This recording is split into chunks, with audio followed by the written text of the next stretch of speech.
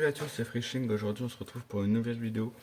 Donc, ça va être une petite vidéo tuto comment faire un montage qui fonctionne à fond pour la perche et le black bass dans le courant. C'est un peu long comme titre, je trouve autre chose, je doute pas de ça. Non, tout ça pour expliquer. Souvent, c'est à l'aval des écluses ou des barrages. Il y a énormément de courant et les poissons blancs vont dans le courant car ça fait de l'oxygène. Et poisson blanc, qui dit poisson blanc, qui dit souvent ça va être la perche, le black bass ou le cendre qui vont aller là-bas, qui vont se regrouper, qui vont chasser le moindre petit poisson qui va y être. Et aujourd'hui, je vais vous montrer comment faire un montage qui fonctionne à 100% à n'importe quelle saison. Il faut juste avoir un bon spot de pêche et être sûr qu'il y a du poisson. Il fonctionne encore plus en été, ça c'est sûr. Donc c'est le montage, j'ai envie d'appeler ça le verre bougeant. Donc déjà ça peut vous donner une idée. Alors déjà pour ce montage, il faudra un plombal, donc là je l'ai en 5 grammes. Et un deuxième plombal aussi, celui-ci aussi en 5 grammes, donc au total qui fait un total de 10 grammes. Donc ça sera bien assez pour les petits courants. Donc en fait les plombales vont aller dans le fond. Ils vont se poser comme ça, ils vont pas bouger dans le fond. Et plus loin, il faudra mettre des hameçons. Alors quand vous êtes arrivé ici avec les plombales qu'il faut qu'ils soient collés. Donc là, il peut y en avoir 2, 3, 4. Plus il y en a, plus ils vont prendre la forme du fond. Donc ça peut être positif ou négatif, parce que si y a un fond très rocheux et qui prend la forme du fond et que du coup ça se bloque dans les roches, ce sera pas super. Donc là, moi, là où je pêche souvent, il y a un fond rocheux. Donc je mets deux chevrotines, enfin deux plombales. Comme ça, si ça tombe sur le milieu d'un rocher, ça peut s'écarter. Mais en même temps, si ça tombe sur le côté, ça ne se bloque pas. On peut aussi mettre du coup dessus soit des hameçons comme ça. Là donc c'est des numéros 9. Donc c'est des petits hameçons qui vont se mettre sur des plus petits appâts. Souvent les plus petits hameçons vont se mettre sur des petits appâts naturels. Donc surtout pas te prendre pour des leurres ou des worms en plastique. Donc là, moi je privilégie ceux donc des hameçons texans. Donc là c'est des hameçons texans en 2-0. Donc comme vous pouvez le voir, ils peuvent être utilisés pour les leurres, mais aussi pour ça. Et pourquoi je prends un hameçon texan aussi gros? Parce que ça va être ce genre de matériel que je vais mettre dessus. Donc c'est des worms en 4,8 pouces. Donc ça fait à peu près 10 cm. Et oui, il en faut des grands. Pourquoi en mettre des aussi grands? Car souvent dans le courant, les poissons ne voient pas bien.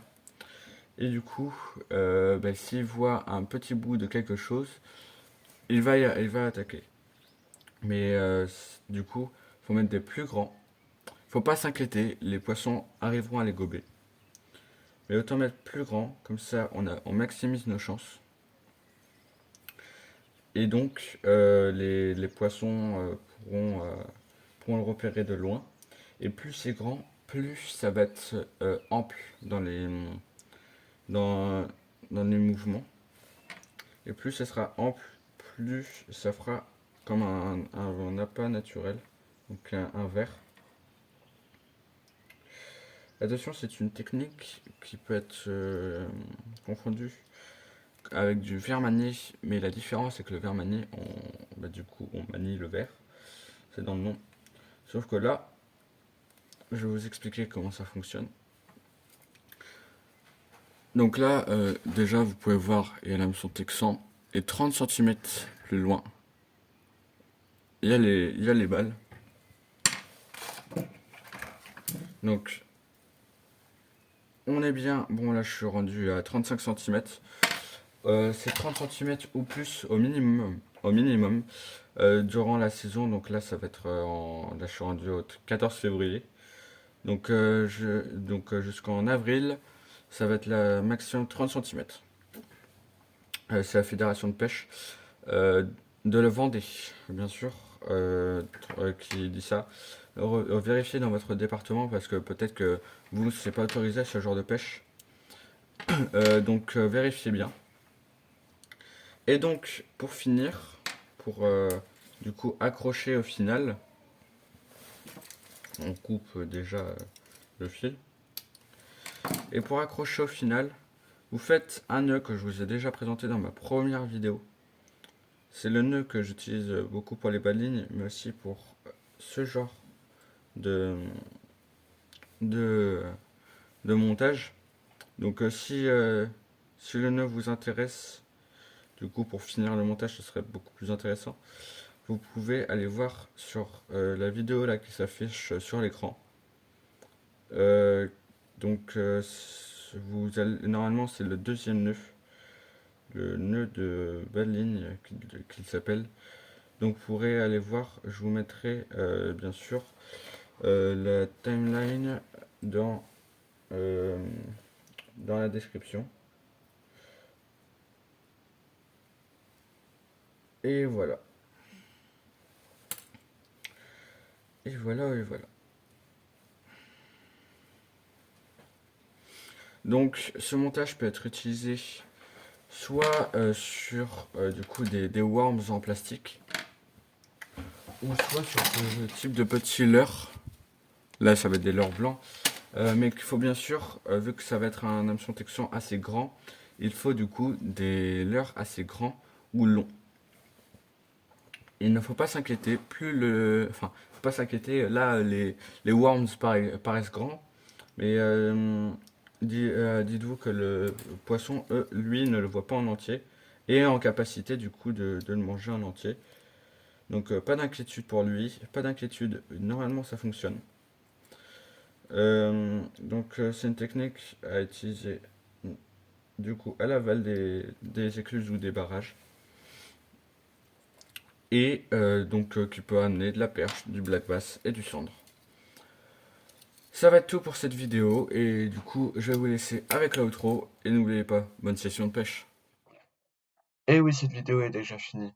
Alors si vous voulez me faire un retour sur cette vidéo ou sur les autres vidéos, l'espace commentaire est fait pour ça. Si vous voulez mettre un like, ça me ferait très plaisir et je vous en remercierai. Et si vous voulez voir les nouvelles vidéos, vous pouvez cliquer sur le bouton vous abonner et ajouter toutes les notifications.